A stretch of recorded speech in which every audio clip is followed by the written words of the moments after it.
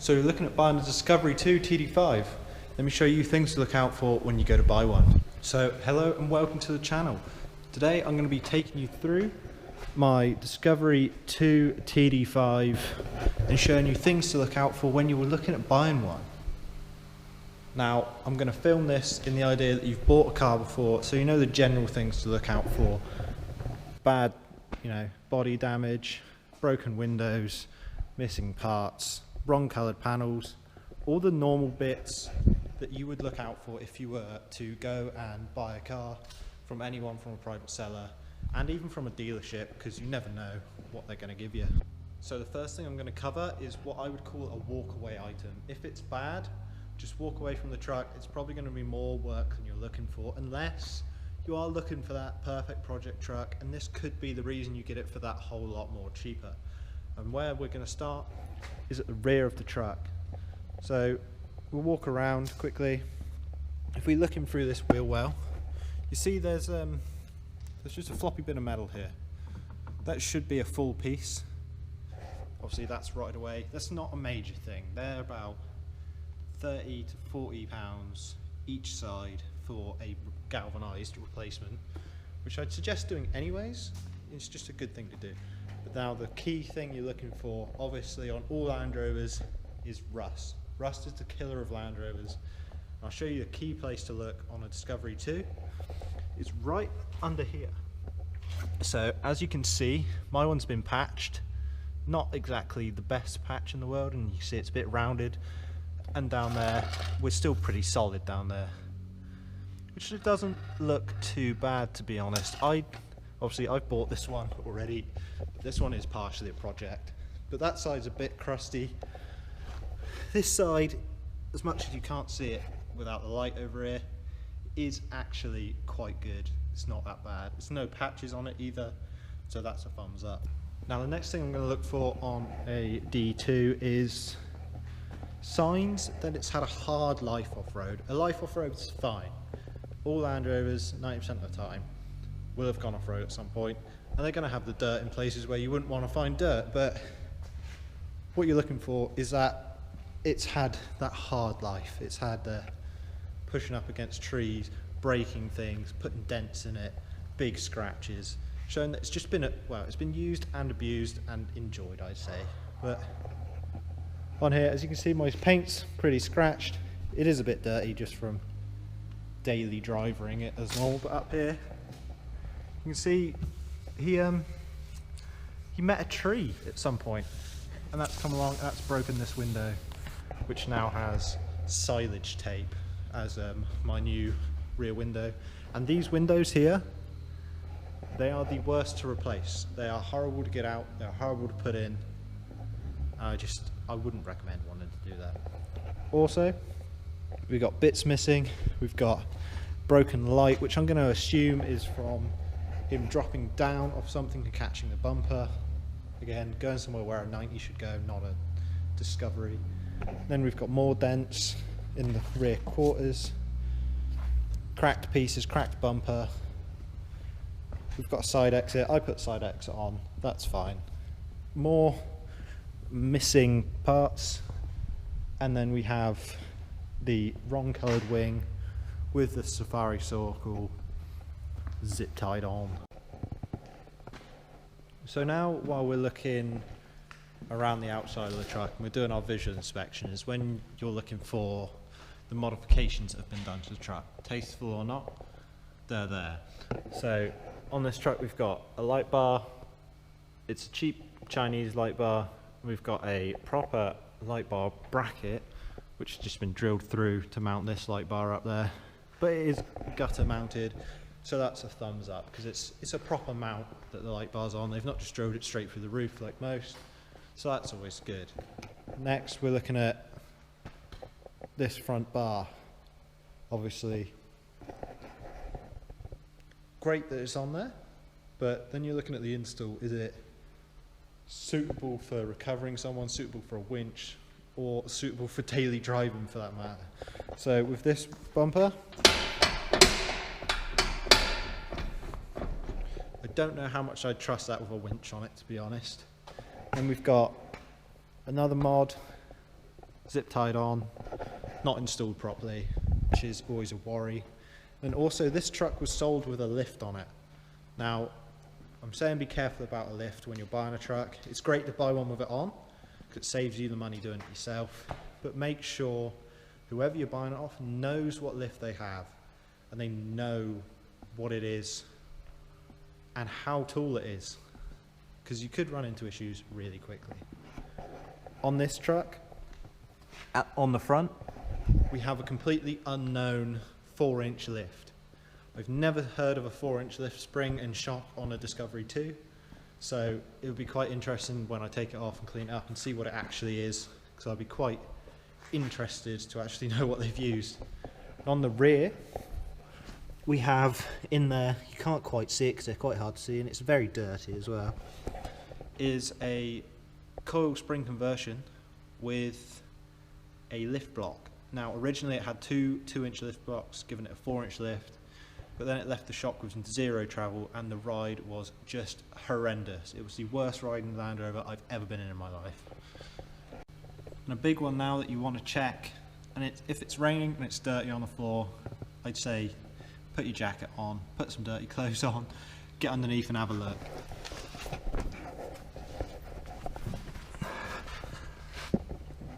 So now you're under the truck, what you're looking for is your leaks, your standard Land Rover leaks, and then ones that are a bit more excessive.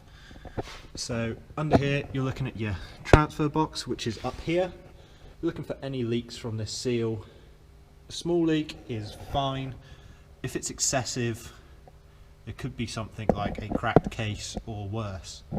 You're also looking at your gearbox, your diffs, front and rear. While you're under here as well, you can do a visual inspection of the exhaust, see what's been done. This one in this case has got a straight pipe, mid-box delete, which I'll actually be taking off because where I live we need to be a bit quieter, which is a shame. Also, while you're under here, you can inspect your UJs on your prop shafts. You just give them a little jiggle, make sure they're nice and tight and not got loads of play, because they can become dangerous very quickly if they've got lots and lots of play. I've had this a few times and it's just not good for the truck, the gearbox or the ride. It's awful. So now you've finished your visual inspection of the whole truck and you're heading on inside. Get on in, check the seats, do your normal checks that you would if you're buying any car, and then hop on in. What I'm going to do is just straighten the steering wheel up a second for you, and then we're looking at the dash. Obviously at the moment we just got a blinking light. Click her on and you can see what lights we have on. So in this truck we have the 3 amigos, which is your hill descent control alert, your traction control alert, and your ABS alert. Now, this could be caused by a number of things. It could be bad, or it could be quite simple like an ABS sensor. In this case, on this truck, it's just an ABS sensor, so it's an easy fix. But you never know, and you won't know unless you take everything apart and replace everything, or you get it scanned with a nanocom, or you can visually see what the issue is. On this one, I can see that a ABS sensor has snapped on the rear left, which is a video I'll do, and I'll show you guys how to replace it, and also replace a whole hub, and then also a CV, because I've blown a CV as well. So that would be a good video for you guys if you buy a project truck. Now, when I turn the ignition on, you probably heard a noise, and you can probably still hear that noise. If not, you will be able to in a second. That noise is my fuel pump. Now, what you want to do is you want to come around to the back of the truck, open it up, and have an inspection here. See if there's any cuts in the carpet. If there's any cuts in the carpet, like a big square, or they'll normally go from there to there, down, and they'll just have a cut here, so you can hide the rest of the cut underneath them. That means the truck's had a fuel pump replaced at some point, which is a good thing for you, but it also could be bad if it's been bodged, and you never know. Now, obviously, you can hear my fuel pump whining away, and it's not happy, and I will show you guys how to do that and replace the fuel pump in a later video. And it's a good thing to do with a TD5 because they like their fuel. Now, also, while we're back here on the subject of fuel system, check your fuel filter. Now, I don't have a torch, but right there you can see your fuel filter, and you can see it's a bit crusty on this one. It's obviously quite old, and also the water sensor is unplugged, which is something I need to plug back in and also replace the fuel filter. Now we'll hop back in the truck and show you the rest of the things to look for. So now we're back in the truck, we are looking for leaks in the interior, and a leak that plagues most Discoveries is the sunroof.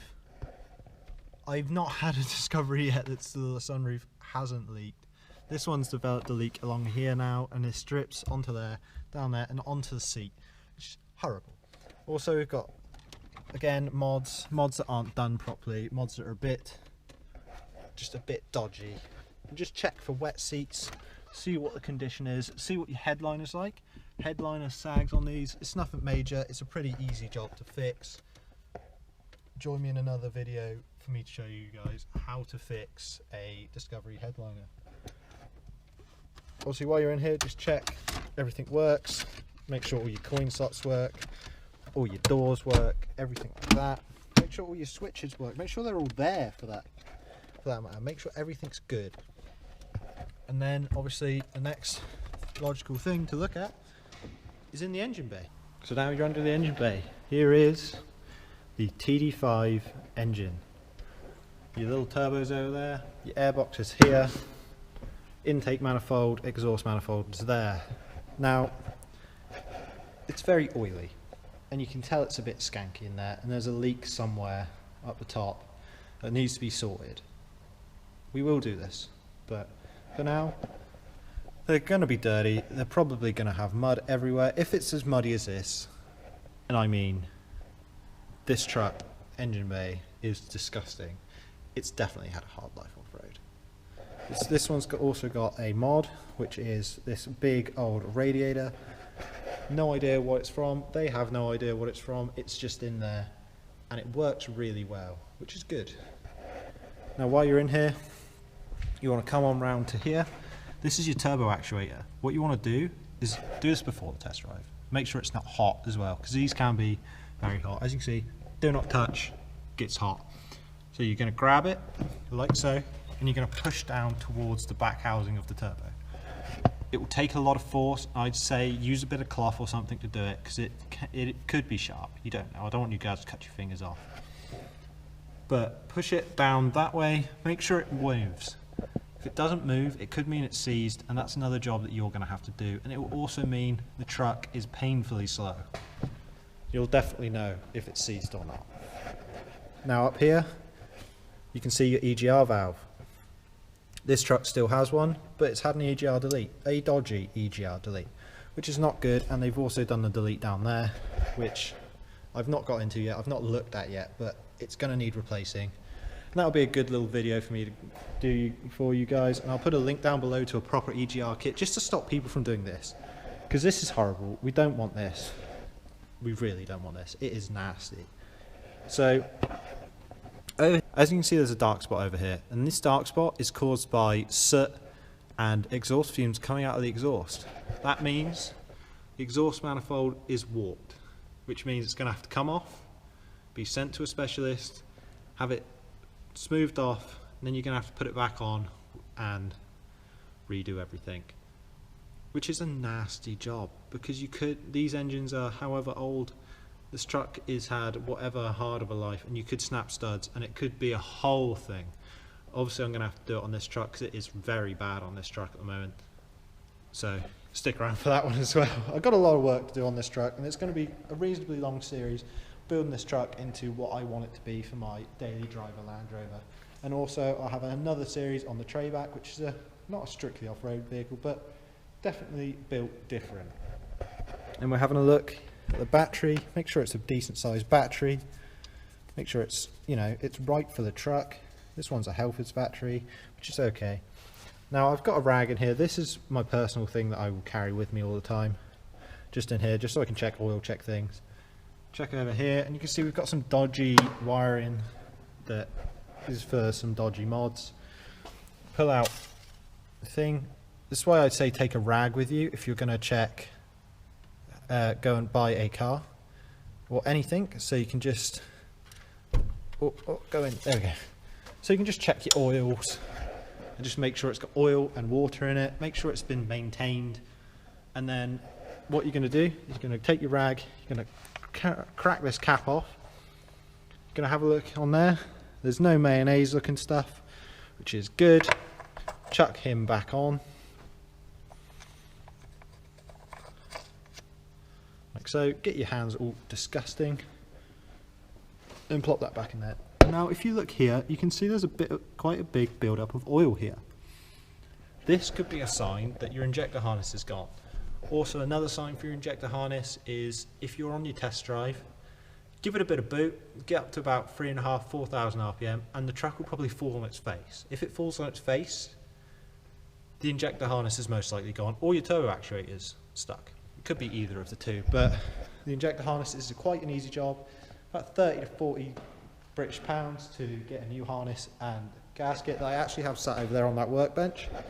I'm going to film for you guys in a minute on how to replace it. It's real easy, it's not a bad job to do, and it's just worth doing because it's bad. And I'll also take you guys through the damage that it does in more depth. So now you've looked around the engine bay, you're happy with it, it all looks good. Awesome, let's go for a test drive. So you're in the new truck that you're looking at.